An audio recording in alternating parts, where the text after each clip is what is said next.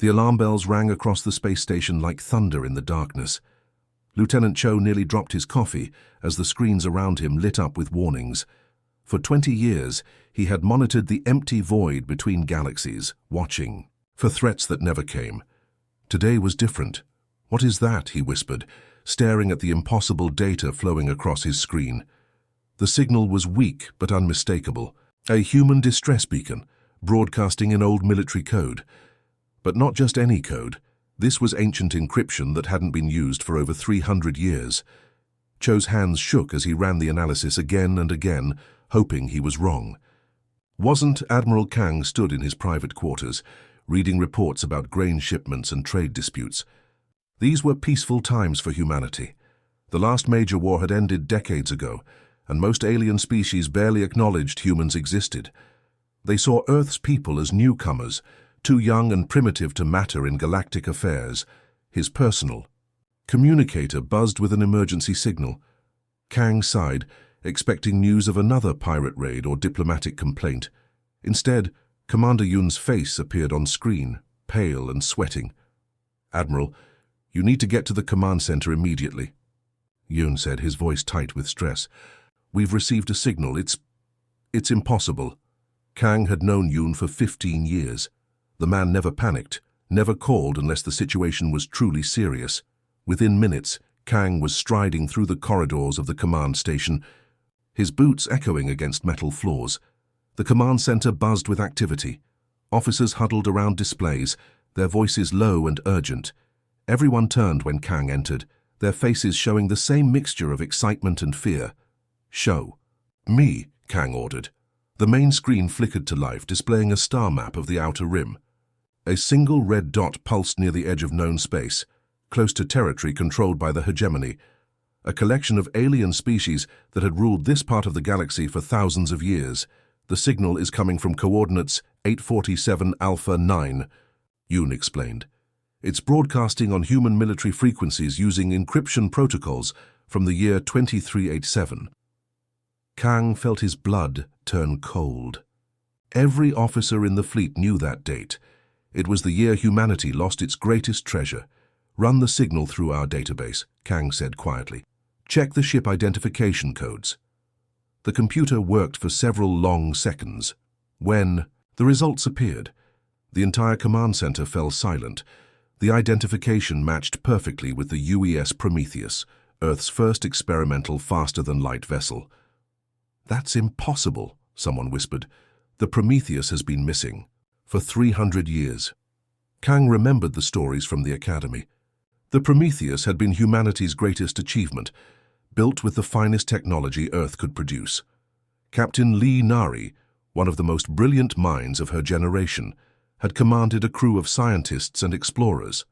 They were supposed to test the new faster-than-light drive and return within a month. They never came back. The loss had devastated Earth. Without the Prometheus and its advanced technology, humanity's expansion into space had slowed dramatically. Other alien species, already suspicious of human ambitions, began to see Earth's people as failures rather than threats. "Sir," Lieutenant Kim called from his station, "I'm detecting massive energy readings from the signal's location. Whatever's out there, it's not just a derelict ship." Kang studied the data flowing across the screens. The energy signatures were unlike anything in human databases. They seemed to pulse and shift, as if the very laws of physics were bending around the vessel.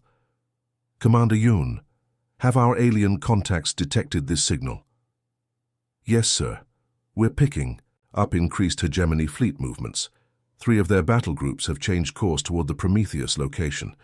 The Zephyrians have also dispatched ships, and we're seeing activity from at least 4 other species."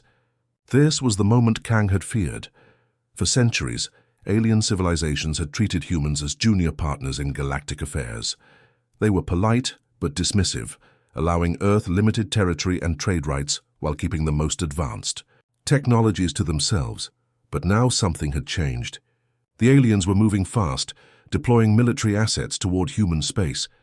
They wanted whatever the Prometheus carried, and they were willing to fight for it. "What could be so important?" Yoon asked.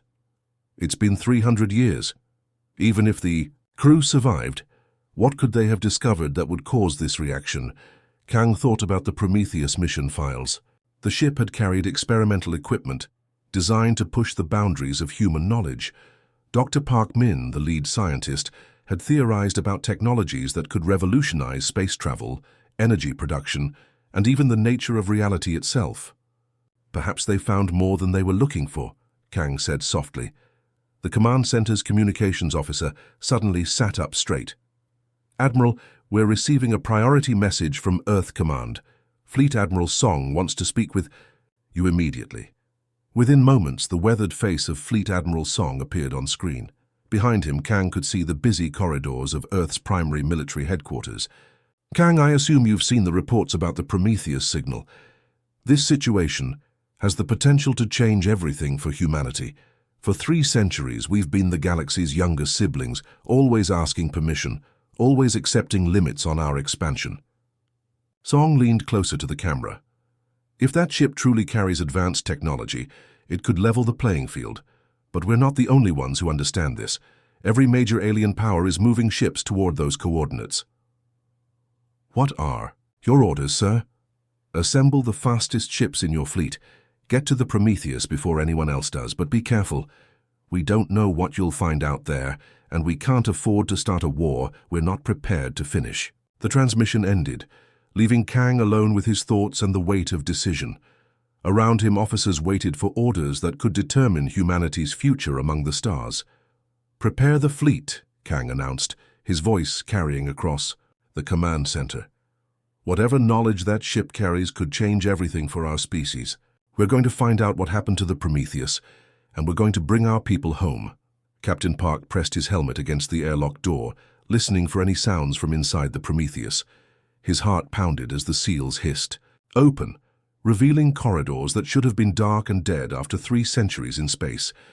Instead, soft blue lights hummed along the walls, and he could hear the gentle whir of life support systems running perfectly.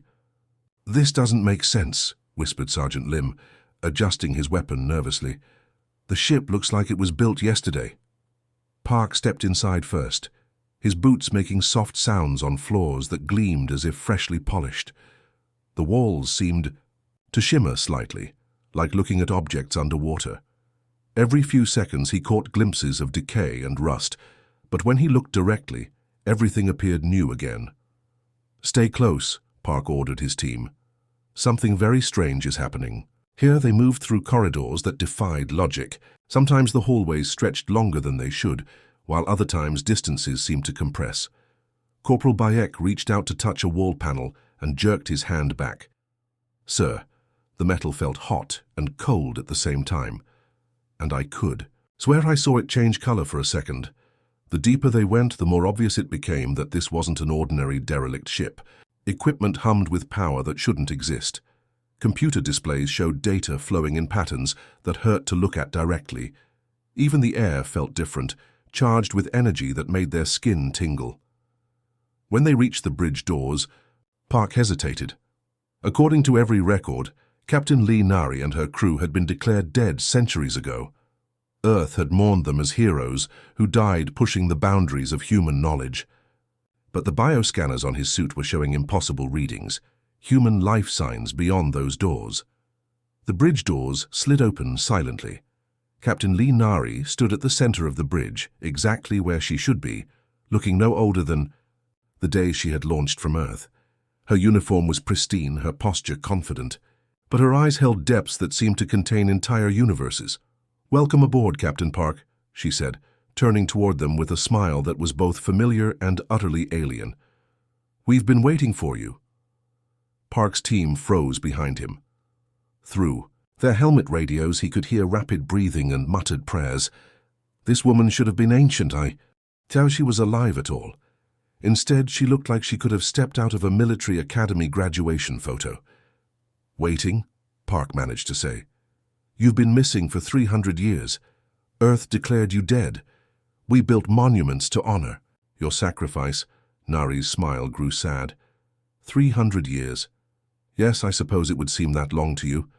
Time works very differently where we've been, Captain.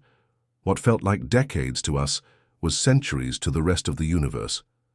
Dr. Kim looked up from a control station, that definitely hadn't existed when the Prometheus first launched. The device appeared to be made of light and crystal, with components that shifted between dimensions as Park watched. Kim's hands moved, through holographic displays that bent and twisted the space around them. "We found something incredible out there," Kim explained, his voice carrying excitement and terror in equal measure. "We found the source code of existence itself, the fundamental rules that govern how reality works." Park stared as Kim casually reached into what looked like empty air and pulled out a small sphere of pure energy. The sphere pulsed with colors that had no names, and Park's instruments went crazy trying to analyze it. "That's impossible," Sergeant Lim breathed. "Impossible is a word we stopped using long ago," said Lieutenant Shin, appearing beside them without making a sound. Park's team spun around, weapons raised, but Shin simply smiled and gestured. Their weapons transformed into flowering vines that dissolved into sparkling dust. "Don't be afraid," Shin said gently. "We're still human, we're still your people. We've just learned to see reality as it truly is, not as a fixed set of rules, but as suggestions that can be rewritten." Engineer Han emerged from what had been a simple maintenance panel, but now opened onto a space that seemed to extend infinitely in all directions. His toolkit floated around him, consisting of devices that existed in multiple dimensions simultaneously. Some tools were solid metal, others were pure mathematics made visible, and a few seemed to be crafted from frozen time itself. "The universe is far stranger than we ever imagined," Han explained, noticing Park's amazed stare.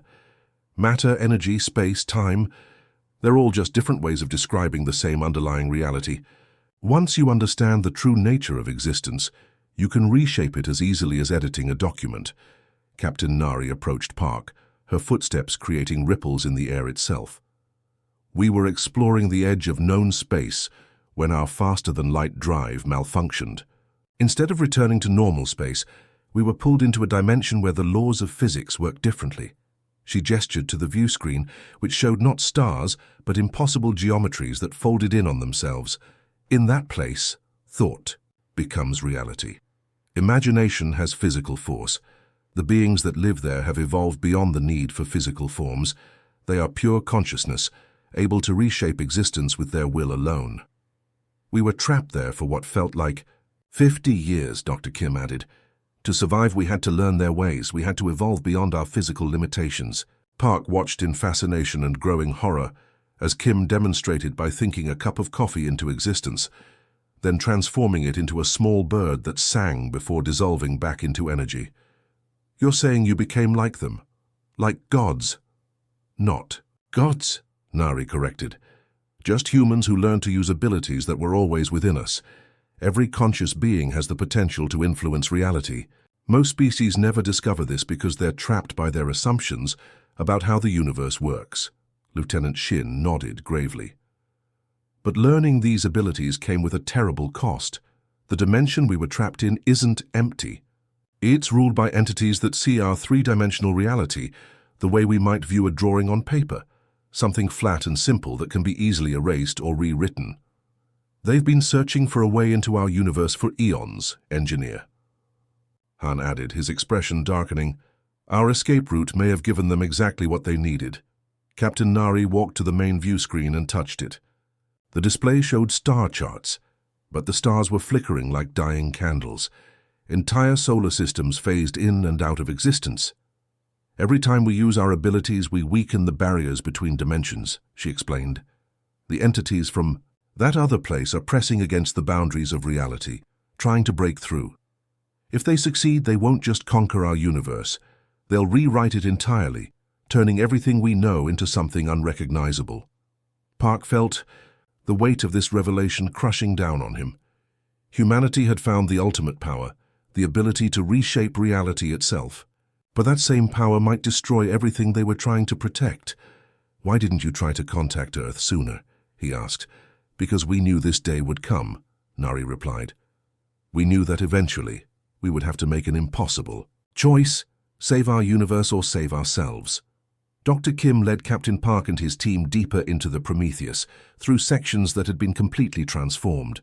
What once were simple storage bays now housed laboratories that seemed to stretch beyond the physical limits of the ship itself. The walls pulsed with soft light, and strange symbols floated in the air like living mathematics. "Watch carefully," Kim said, standing before a table that appeared to be made of crystallized starlight. "What I'm about to show you will change how you understand everything." He placed his hands above the table's surface, and space itself began to respond. The air between his fingers compressed and stretched like elastic. Park watched in amazement as the distance between Kim's hands became longer, then shorter, without Kim moving at all. "Space isn't solid," Kim explained, his voice calm despite the impossible demonstration. "It's more like fabric that can be folded, twisted, or reshaped. Watch this." He brought his hands together and the space around them crumpled like paper being crushed. Suddenly, a tool that had been sitting across the room appeared directly in front of him, having traveled through folded space rather than across the distance. Sergeant Lim stumbled backward. "How is that possible?" "Because distance is just one way of organizing reality," Kim replied. "There are others." Next, Kim gestured toward a clock on the wall. Park watched in growing disbelief as the clock's hands began moving backward. The digital display showed time reversing, seconds counting down instead of up. A coffee cup that had been empty slowly filled itself as liquid flowed upward from a stain on the floor. "Time isn't a river flowing in one direction," Kim explained, as the reversed coffee cup lifted itself and settled gently in his hand. "It's more like an ocean.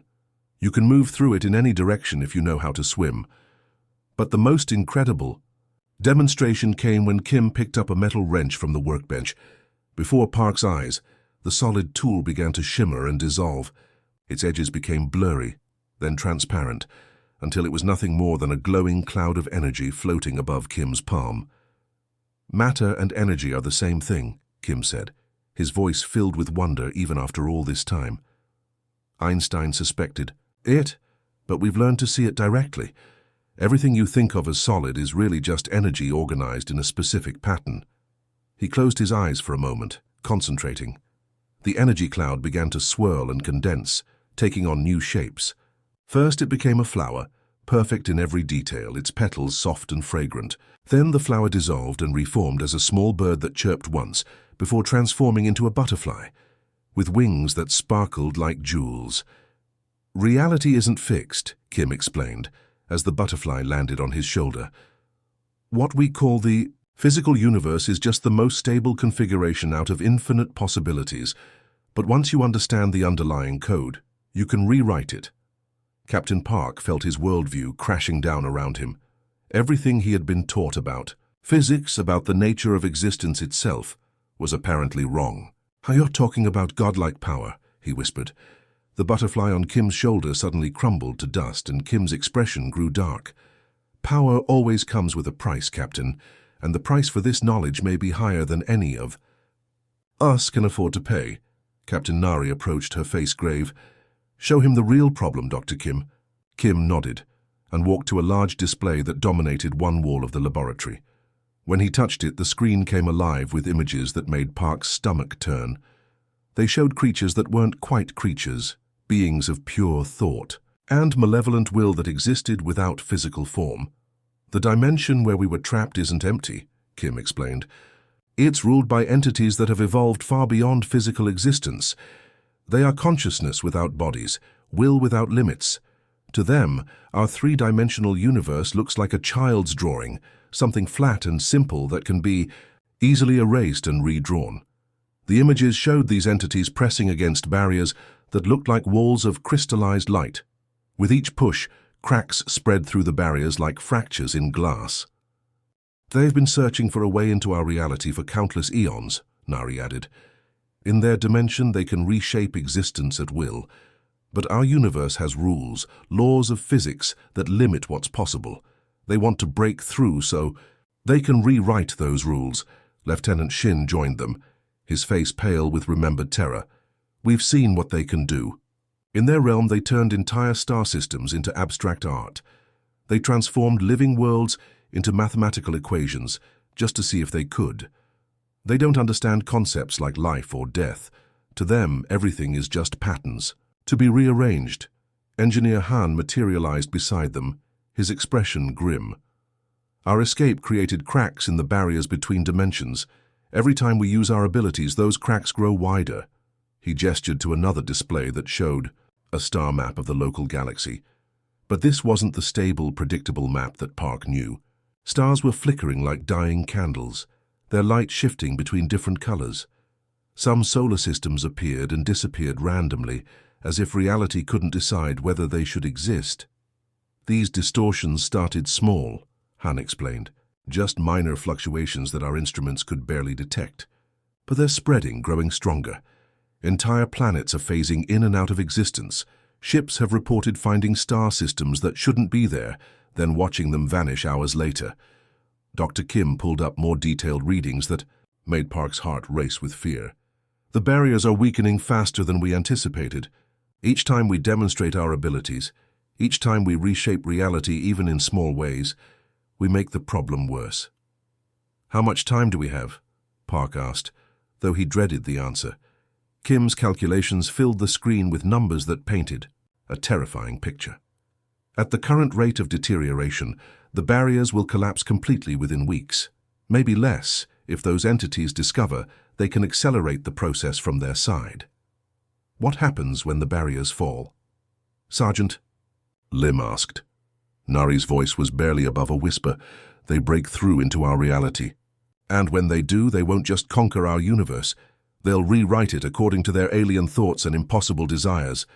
Every star, every planet, every living being will become raw material for their cosmic experiments." Park stared at the displays showing reality coming apart at the seams. Humanity had found the ultimate power, the ability to reshape existence itself. But that same power was about to destroy everything they were trying to protect. "There has to be a solution," he said desperately. "You've had decades to think about this. There must be some way to stop them." Kim and Nari exchanged a look that was filled with pain and desperate hope.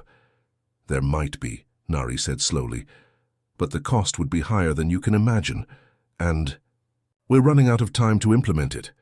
The news spread across the galaxy faster than light itself. Within hours of Captain Park's initial report, every major alien civilization knew that humans had discovered something that could change the fundamental nature of existence. The implications were staggering, and the response was immediate. Admiral Kang stood in his command center, watching as reports flooded in from across known space.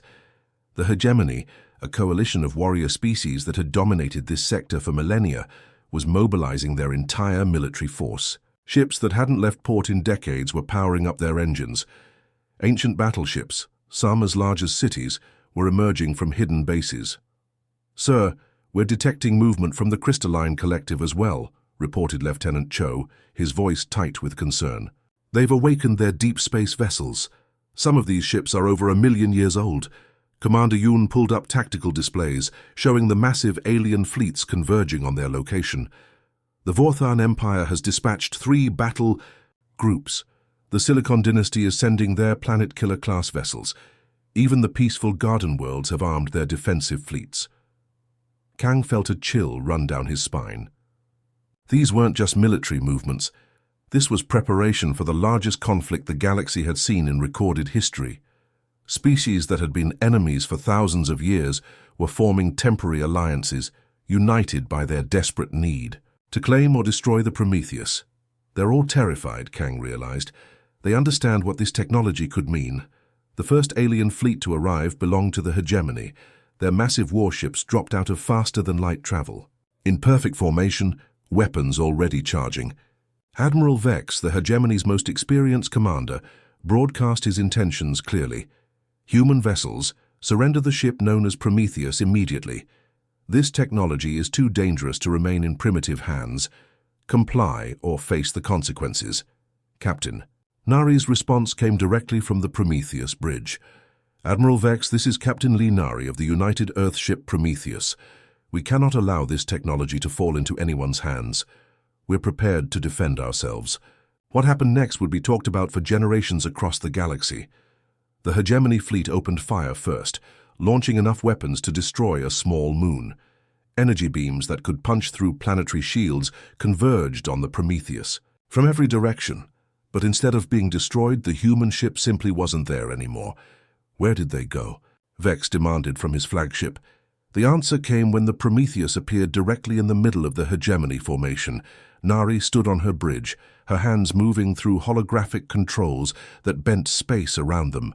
"I'm sorry," she whispered, then activated abilities that defied every law of physics the aliens understood. 3 hegemony battleships suddenly found themselves floating in empty space, but the stars around them were wrong. They had been teleported to a parallel universe where the galaxy had formed differently. Their communications with the main fleet cut off instantly as they became trapped in a reality where they were completely alone. 5 more warships experienced something even stranger. Time around them began looping in impossible ways. They fired their weapons, watched the beams strike the Prometheus and cause no damage, then found themselves firing the same weapons again, and again, and again. They were trapped in a temporal loop, forced to experience the same moments endlessly, while their minds remained aware of each repetition. Admiral Vex watched in growing horror as his unstoppable fleet was dismantled by forces he couldn't comprehend. Ships vanished into other dimensions. Others were transformed into crystalline structures that drifted harmlessly through space. One battleship was turned inside out, its crew finding themselves floating in corridors that extended into mathematical spaces that hurt to perceive. "This isn't war," Vex breathed. "This is reshaping reality itself." But Captain Park, watching from his position near the Prometheus, saw something that terrified him even more than the impossible battle. Each time Nari used their reality-shaping abilities, the space around them rippled with distortions. Stars in nearby systems flickered like candles in a wind.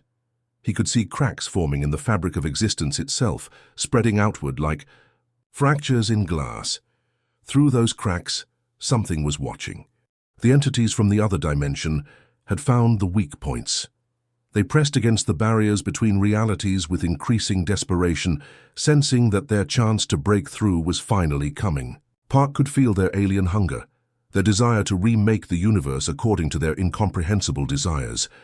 "Captain Nari," he called over the communications channel, "every time you use those abilities, you're making the cracks worse. The barriers are failing." More alien fleets arrived as news of the battle spread. The ancient crystalline collective deployed ships that were older than human civilization. These beings had seen the rise and fall of countless species, and they recognized the danger immediately. "Human ship," their crystalline message resonated directly in everyone's minds. "You wield forces that could unmake existence itself. This cannot be allowed to continue." But their attacks met the same fate as the hegemonies. Their crystalline vessels found themselves trapped in time bubbles where centuries passed in seconds, aging their crews to dust while their ships remained perfectly preserved. Dr. Kim monitored the readings from deep within the Prometheus, his face growing pale as the numbers climbed. "The barriers are destabilizing faster than our worst projections. Each reality manipulation creates exponential damage." Engineer Han worked frantically at his impossible workstation, tools from 11 dimensions flowing around him as he tried to find solutions. "I'm attempting to contain the distortions, but there are too many variables. The mathematics don't work in 3-dimensional space." Admiral Kang, coordinating the human response from his flagship, realized the terrible truth. "We're not just fighting a war for control of this technology. We're fighting to prevent reality itself from collapsing." Even as he spoke, reports came in from across the galaxy. Solar systems were experiencing temporal anomalies. Planets were shifting between dimensions. Space itself was becoming unreliable, with faster-than-light travel failing in random sectors as the fundamental laws of physics became unstable. Captain Nari stood alone on the Prometheus bridge, feeling the weight of impossible decisions. Around, her alien fleets continued to arrive, each one demanding surrender or threatening destruction. But she knew that fighting them would only accelerate the universal collapse. "There has to be another way," she said to herself, but her words carried across the communication channels to every ship in the area. It was Engineer Han who answered, his voice heavy with the burden of terrible knowledge. "There is another way, Captain. But it requires a sacrifice that will change what it means to be human forever. The battle raged around them, reality bending and breaking with each impossible maneuver. But even as they defended themselves against the greatest military force the galaxy had ever assembled, the real enemy pressed closer through the cracks in existence itself. Time was running out, and the choices they made in the next few hours would determine not just the fate of humanity, but the survival of reality itself. The breakthrough came at humanity's darkest hour. As alien fleets surrounded the Prometheus, and reality itself began tearing apart, Captain Nari stood on her bridge staring at readings that showed the universe had perhaps hours left before complete collapse. The entities from the other dimension were almost through, their alien thoughts already beginning to warp nearby space. "We've been thinking about this wrong," she announced suddenly, her voice cutting through the chaos of battle reports and emergency alerts. "We keep treating this power like a weapon to be hoarded or a treasure to be protected. But that's not what it is." Dr. Kim looked up from his frantically beeping instruments. "Captain, the entities from that other dimension, they're powerful because they work together. Their combined consciousness shapes reality through unified will. We're trying to fight them individually, but that's impossible. We need to level the playing field." Engineer Han's eyes widened as he understood her meaning. "You want to share the knowledge, give everyone the same abilities we have." "Not just share it," Nari corrected. "Teach it properly, with safeguards, with limits built into the very foundation of how it works." The idea was radical beyond imagination. For centuries, technological advancement had meant gaining advantages over rivals. Nations and species guarded their secrets jealously, using superior knowledge to maintain power over others. But Nari was proposing something that had never been tried on this scale. Admiral Vex of the Hegemony Fleet chose that moment to launch another massive assault. Hundreds of warships opened fire simultaneously, their combined firepower enough to crack a planet's crust. But instead of defending herself, Nari did something unexpected. She opened a communication channel to every ship in the area, human and alien alike. "This is Captain Lee Nari of the Prometheus. I'm about to share something with all of you. Please don't resist." Before anyone could respond, Nari reached out with her mind, touching the consciousness of every being within range. But instead of attacking or controlling them, she began to teach. The alien crews suddenly found themselves understanding concepts that should have been impossible for their minds to grasp. They felt the underlying structure of reality, saw how space and time and matter were really just different arrangements of the same fundamental energy. The knowledge flowed into them gently, like water filling empty vessels. But Nari wasn't just giving them raw power. Woven into every lesson were limitations, ethical constraints that became part of their new understanding. They could reshape reality, but only in ways that strengthened rather than destroyed. They could manipulate space and time, but not in ways that would harm other conscious beings. Admiral Vex felt his mind expanding as new possibilities opened before him. His ship's weapon systems suddenly seemed primitive and crude compared to the elegant solutions now available to him. But when he tried to use this new power to attack the Prometheus, he found himself unable to do so. The knowledge itself prevented harmful applications. "What have you done to us?" he demanded. "I've given you a choice," Nari replied. "You can continue fighting using your old weapons and old thinking, or you can help us save the universe." The transformation spread rapidly as the enlightened beings shared their new understanding with others. Crystalline collective ships found their crews suddenly able to communicate directly with silicon-based life forms across the galaxy. The ancient species that had slumbered for millions of years awakened fully, their vast minds now capable of perceiving reality on levels they had only dreamed of. Dr. Kim monitored the spreading wave of consciousness with amazement. "It's working. The shared understanding is creating natural buffers against reality manipulation. When billions of minds agree on how things should work, it becomes much harder for anyone to change the rules." But the real test came when the entities from the other dimension made their final push. The barriers between realities cracked completely, and for a terrifying moment, those alien consciousness began pouring through. Instead of finding a universe of isolated, vulnerable minds, they encountered something they had never faced before: a truly unified galactic civilization. Millions of species, billions of individual consciousness, all working together to maintain the stability of existence. Engineer Han watched his instruments in wonder as the readings stabilized. The barriers are reforming. They're stronger than before. The entities from the other dimension found themselves unable to rewrite reality according to their desires. Every change they attempted was immediately corrected by the collective will of countless beings who now understood how to maintain the universe's fundamental structure. Captain Park, who had witnessed humanity's transformation from a minor galactic species to the teacher of reality itself, felt tears running down his face. We actually did it. We saved everything. The aftermath of the crisis changed the galaxy forever. Former enemies found themselves working side by side, their fleets no longer weapons of war, but tools of exploration and creation. Ships could now travel faster than light by convincing space itself that distance was just a suggestion. Planets could be healed from environmental damage by groups of conscious beings working together to restore natural balance. Admiral Kang stood on the bridge of his flagship, watching as Earth came into view.